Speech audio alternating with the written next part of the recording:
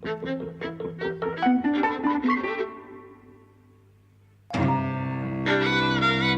and welcome to Eavesdropping at the Movies. I'm Mike. And I'm Jose. And we're talking about At Eternity's Gate, which is a 2018 film. It's just come to the Mac. By Julian Schnabel.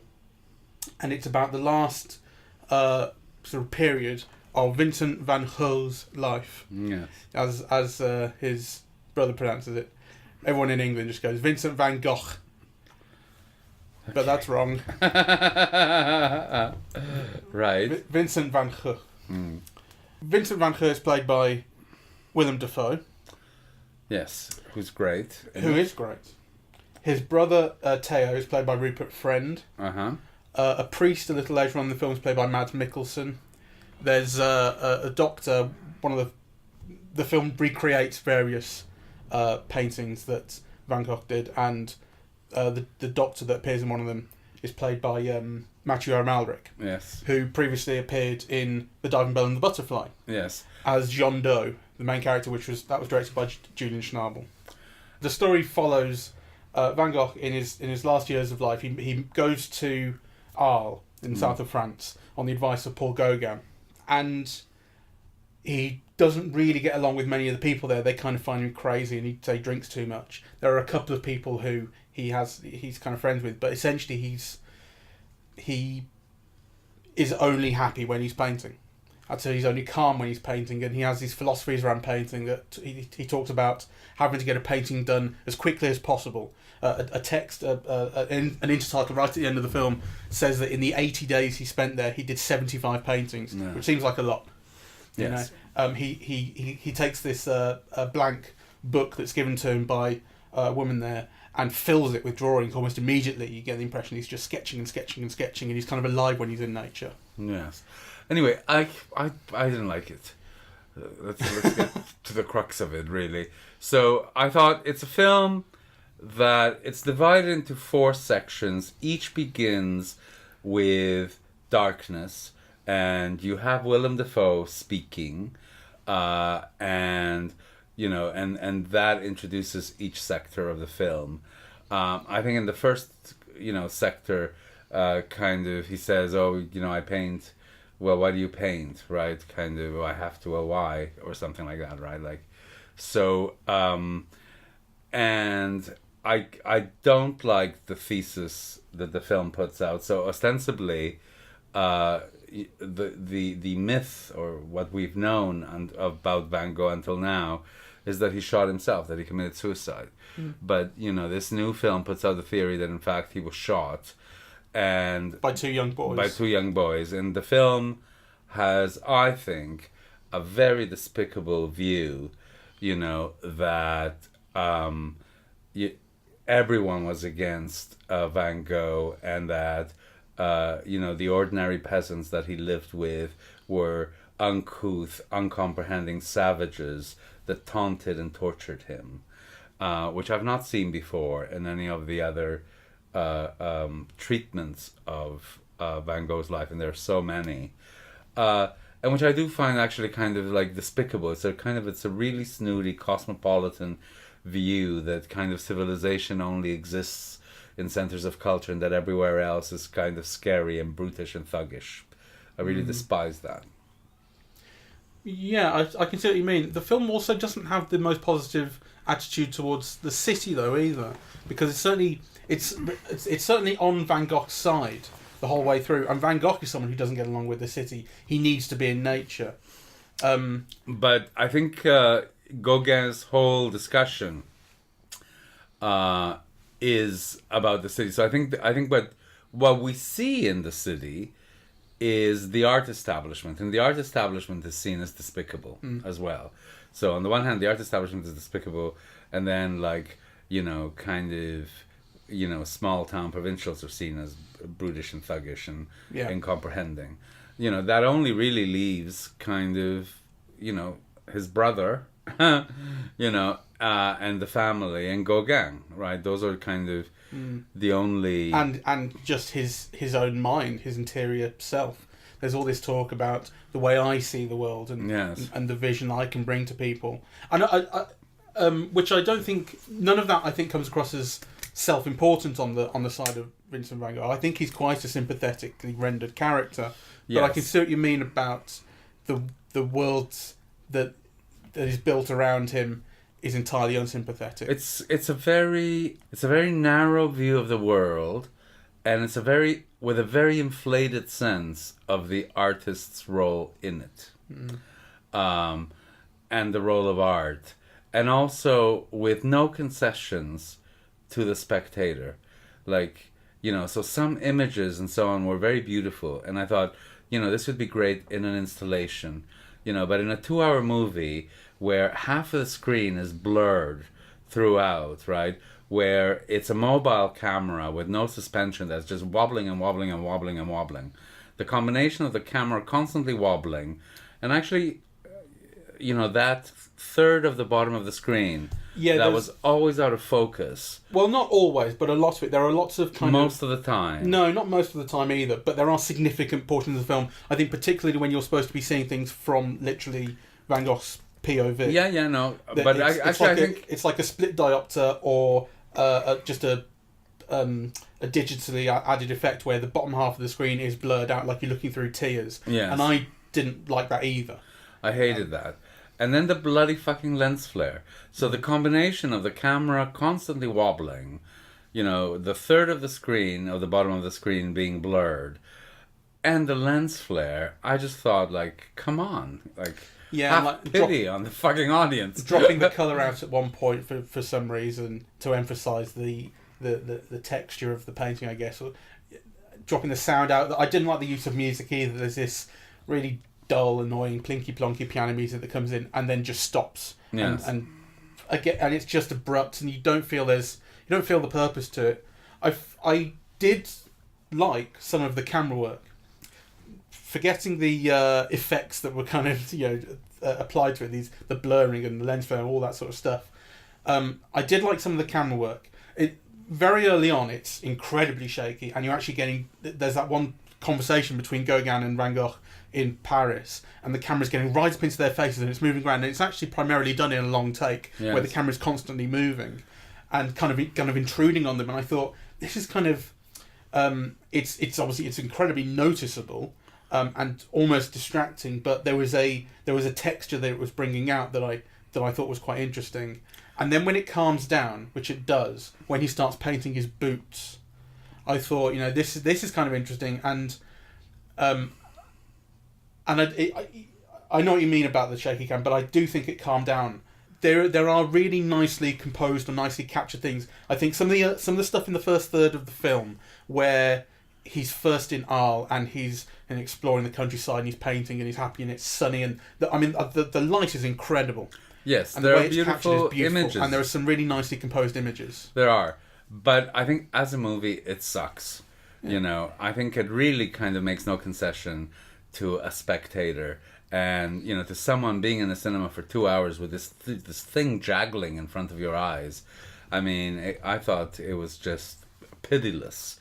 And even that moment that you're describing, I think it's so contrary to the feel, or I mean, I remember reading this thing about Jameson, and making a comparison between the shoes that Van Gogh painted, which evoke like poverty and the earth and people struggling, and kind of it evokes a whole way of life, which is kind of poor people in rural areas and kind of toiling the soil and things like that. And in comparison to Andy Warhol's kind of shoes, right? And actually, when he's painting that, you get no sense of that it's evoking a way of life. So you're shown that he's poor and he takes his socks off and so on, but but the film has no sense of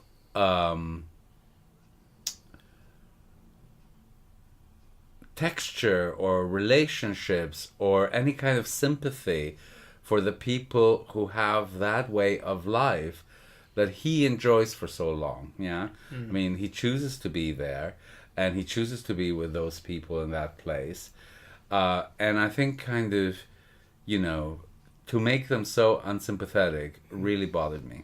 Yeah, I mean, it's the film that renders them unsympathetic, because I don't think at any point you get the feeling that Van Gogh considers them unsympathetic. He wants to be there, and he's kind of misunderstood by them. Really, he has these problems. Yes, and they kind of get tired of him.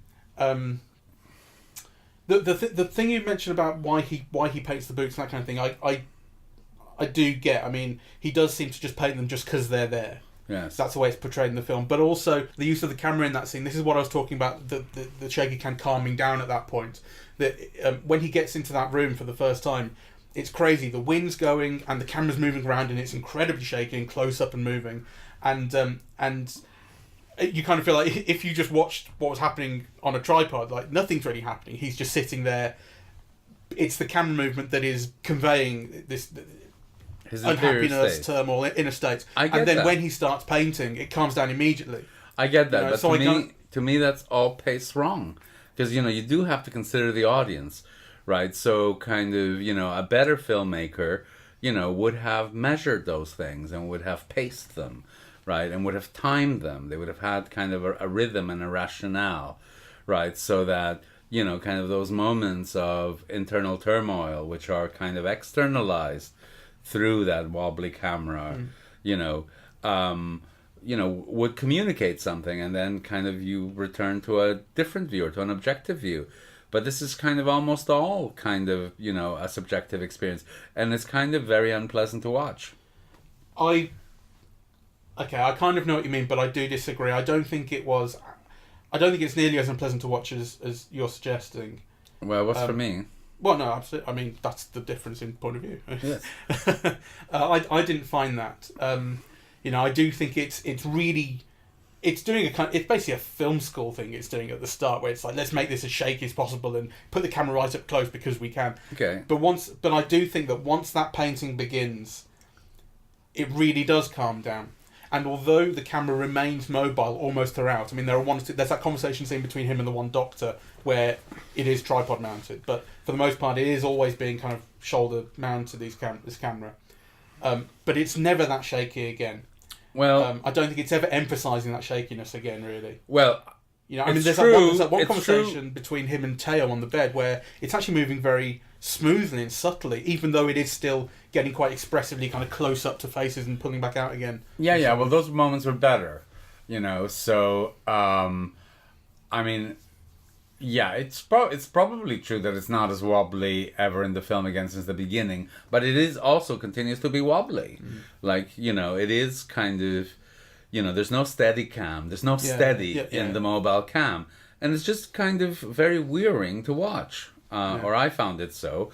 And then when you add, that like a third of the bottom of the frame is blurry, like... That was beyond me. I mean, that's all part of what you're saying. It's a subjective state, and he's not seeing things clearly, and so on and so forth.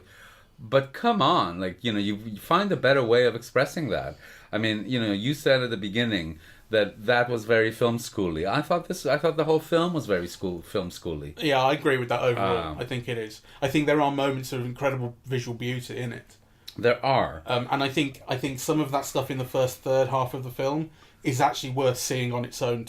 Like forget everything else. Those images, some of them are really worth seeing on their own terms. That image of the tree with all the yellow petals in autumn. Yes, unbelievable to look at. Some of these things. There are very pretty images, and there's the one where he's going on the cart, and the sky is a particular blue. I even like the moment that you don't, which goes into black and white.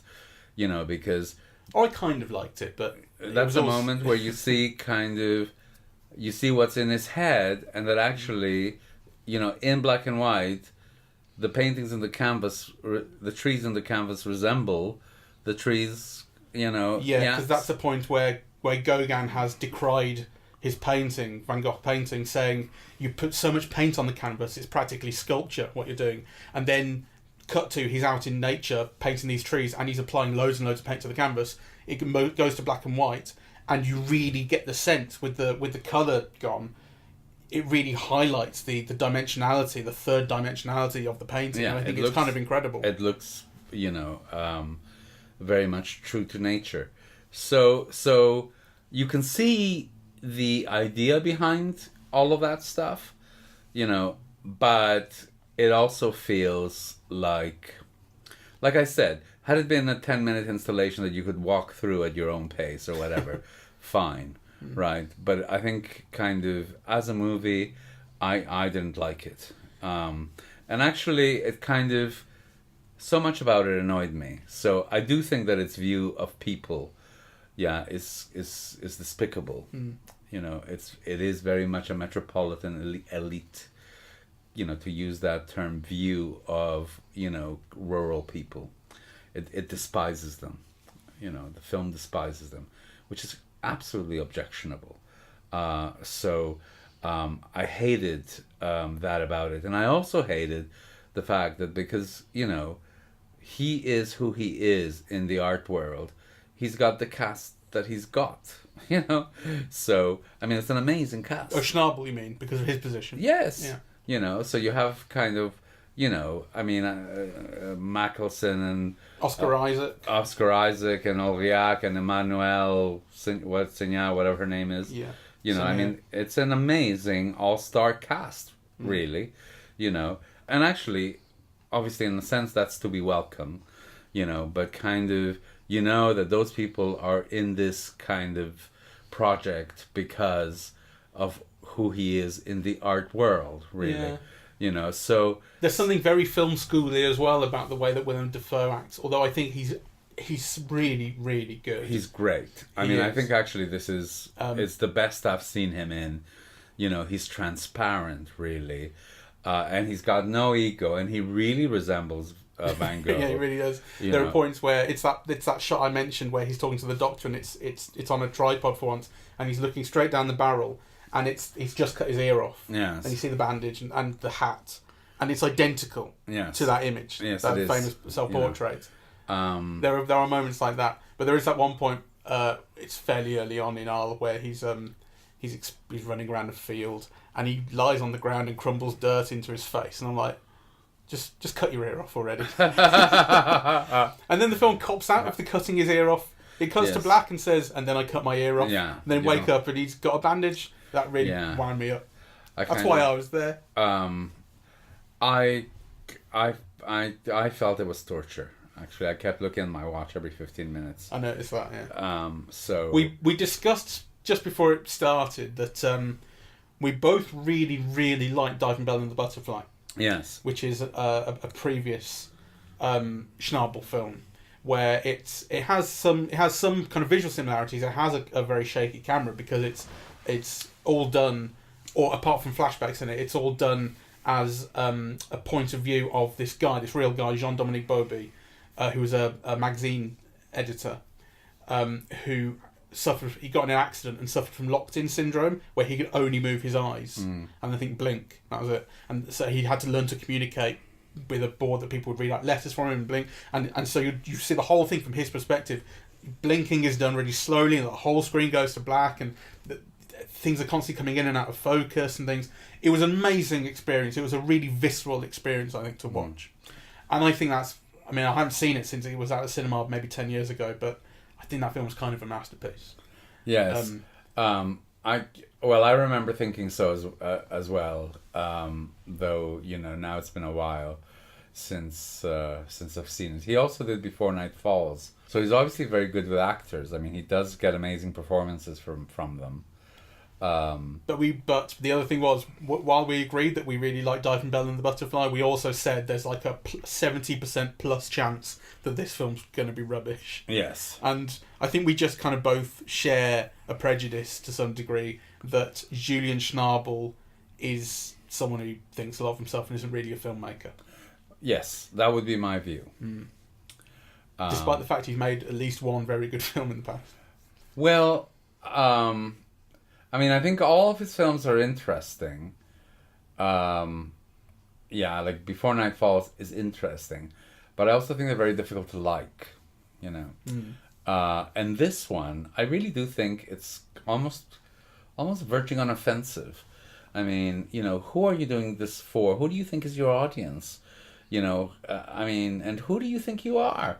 Like, I mean, really, like, I think no audience is going to sit through that kind of crap. I think it's offensive. It's, you know, it's kind of given no thought whatsoever to communicate something. This is, you know, and it's a very elitist view. This is what I'm an artist. Yeah, this is what I'm thinking, and it's like your job to like read me, right? Mm-hmm. Like, you know, so there's no aspect of communication. It's like, you know, I express, you know, and it's up to you to like, you know, figure it out, right? I mean, I think, But also, I mean, the film actually is it doesn't communicate nearly enough kind of visually. no, It illustrates visually what's going on, and Yes. some of that can be beautiful and interesting. But when it comes to ideas, personalities, philosophies, all that sort of thing, it's all done through dialogue, and very clunky dialogue at that. It's very People just banal. say exactly what they mean Yeah. and express things that aren't that interesting. yeah, and I mean the whole theory of art and so on is banal in the extreme, you know. So I have a yeah, gift I mean- from God, you know, but nobody appreciates me because I was born too early. Oh, like fuck off. Yeah, no, that's literally. I mean, you are supposed to come to this film basically going, Vincent van Gogh is the most amazing painter there's ever been, and you come to it with the knowledge that he wasn't appreciated in his own lifetime, and he had these issues, and it was only, you know, he never sold a painting in his lifetime, and it was only afterwards that Sunflowers went for 125 million or whatever, and you know, he became the posthumously the greatest artist ever, sort of thing. You kind of come to it with all of that, and the film just goes, yes, let's confirm it. Yeah. And let's Well, let's actually, not do- no. It's because what it's offering, I think, is an alternate thesis, and it's partly why I find the film so despicable. Because basically, what the film is saying is, okay, here's this fragile man, you know, who is obsessed with his work and so on, but really, it's like kind of, you know, it's the art world and these peasants that really killed him, right? Kind of, it's these children who threw rocks at him, you know, and the school teacher who kind of brought their children to destroy his paintings, and you know, then these young lads in the village who basically shoot him because, you know, they despise him, and you know, they accuse him of rape and murder, and you know, I mean, Yeah. kind of, frankly, and all the other versions, I mean, it's kind It's of like the same as what you've heard, except much worse. well, Not only was he not appreciated, he was actively hated and loathed. and shot by these people, right? And the priest takes the piss out of his painting. Yes. You know, So, the priest who's supposed to be there to help him. well, I mean, kind Everyone's of, a critic. you know, I don't mind that. But you know, it's very interesting that the priest is one of the more sympathetic figures in the film. You know, the peasants are all scoundrels, you know, and kind of the priest is, you know, someone who speaks his language. Again, a kind of, you know, it's pretty. I think it's the despicable view. So, Is it the best film about Vincent van Gogh you've seen recently? No, it's not. So You preferred the I prefer the Manelli. You know, kind of. At least Manelli offers a worldview and feelings, you know, kind of very vividly, operatically expressed by Kirk Douglas, you know, and visually, you know, and Anthony Quinn is Gauguin. And the film is a visual marvel, you know, so I don't care, you know, who Julian Schnabel thinks he is, kind of, any of those images in the Manelli film kind of crap all over this one. I was thinking of the animated one. Oh, I hated that. I mean, I thought that was a one-trick kind of pony, really. What was it called? It's the one where, like, the paintings come alive. Yeah. What was it? What was it called? I think it's on Netflix. Put Van Gogh films. I am. I mean, there's so bloody many of them. Like, he is the most popular painter ever. Loving Vincent. That's Loving what it's Vincent. called. Loving Vincent. Yes, yeah. I didn't. I couldn't get through it. Well, I was a prisoner in the cinema, so I did get through it, but... Prisoner in the cinema. You could have left. Well, not really. It involves kind of getting too many people to stand up. Oh, was it a full cinema? It was a full row at the Electric. Yeah. So you really feel kind of, you know, constrained. like you had locked-in syndrome. Yes. So anyway, You scream with your eyes. let's wrap this up. We can only kind of shit on a film for it's so basically long. not that impressive a film. Yes. Yeah, really. But it looked very beautiful on the Mac screen, so that's a plus. Yeah, we saw it at the Mac, and on that beautiful screen, when it was at its visual best, it sang. I think it's worth seeing because Willem Dafoe is so great. Yeah. I mean, I think he really is. It's the best performance I've seen him give, and it's kind of his warmest, and also his most pared down.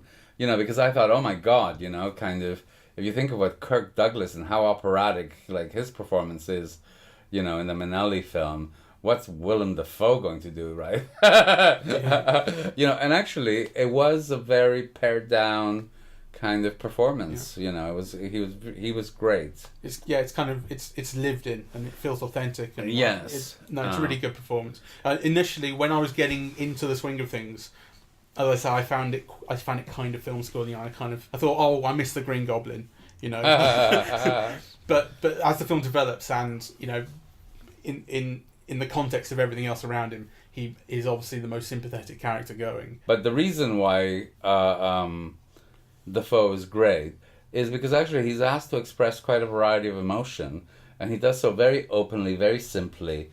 You really understand what he's conveying at each point, and actually also the sense of kind of loneliness, of being misunderstood, the awkwardness of the past. I mean, he's got a whole series of moments that are just kind of really beautiful, And vulnerability. Yes. Like when Gauguin leaves. Yes. It's very tender. Or the scene in the hospital with the brother and, things like that. I mean, he's just great.